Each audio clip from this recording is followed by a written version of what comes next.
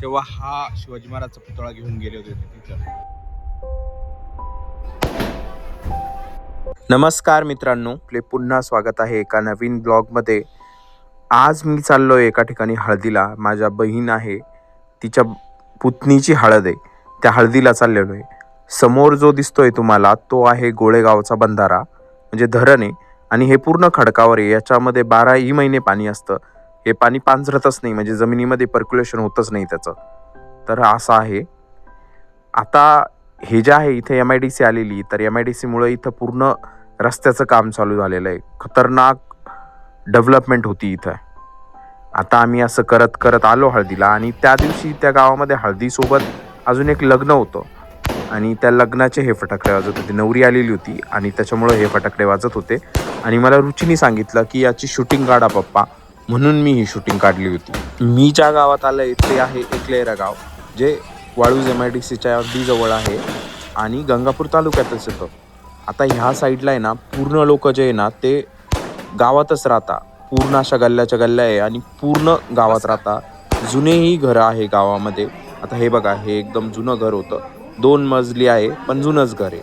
आणि समोर पण बघा, आता तुम्ही समोर पण असे घरं आहे जुन्या टाईपचे, काही नवीन पण आहे. आणि इथेच ही हळद होती. इथं रुची आणि मी शूटिंग काढतोय सहज. आम्ही लवकर आलो होतो, हळद अजून सुरू झालेली नव्हती.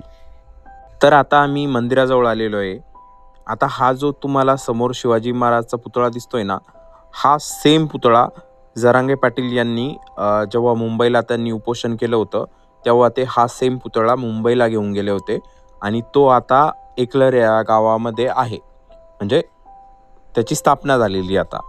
आणि ह्या गावामध्ये एक मला चांगली बाबाशी वाटली की स्वच्छता भरपूर होती. गार्डन वगैरे होतं. रुची मला म्हणत होते की पप्पा मला आतमध्ये जायचं आहे, पण रात्रीच्या वेळेस हे लॉक केलेलं होतं. दिवसा कदाचित हे चालू असेल. हा समोरून असं दिसतं. आणि पुतळ्याच्या बाजूला जे बांधलेलं आहे तिथं कारंजा पण आहे. भरपूर छान वाटत होता हा एरिया.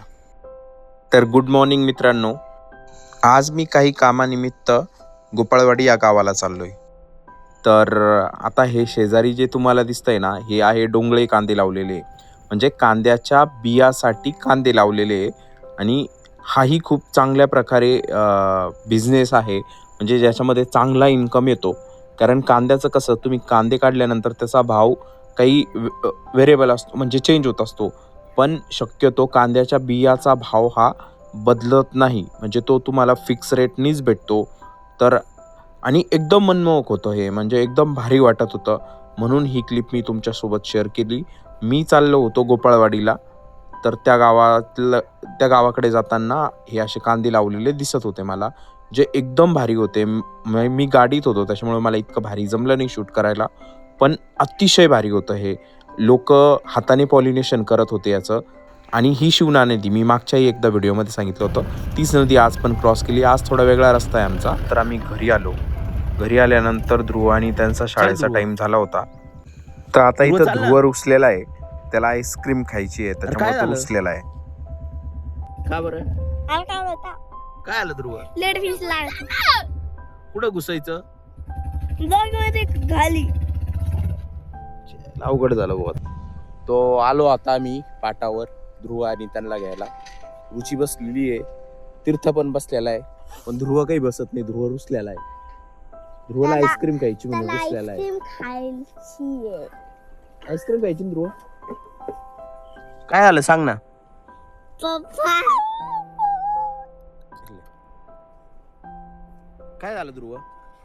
काय माहित त्याला काय झालं. तर आम्ही गेलो होतो दुकानामध्ये आईस्क्रीम बघायला, पण दुकान बंद होती आज, त्याच्यामुळं डायरेक्ट आम्ही घरी गेलो. हे नारळाचं पान पा कसं कनेक्टेड आहे, आणि हे एक एक मोकळं करण्यात एकदम भारी वाटतं.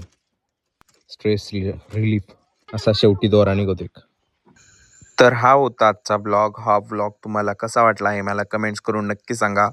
जर आवडला असेल तर व्हिडिओला लाईक करा, चॅनलला सबस्क्राईब करा. Thanks for watching. Bye bye.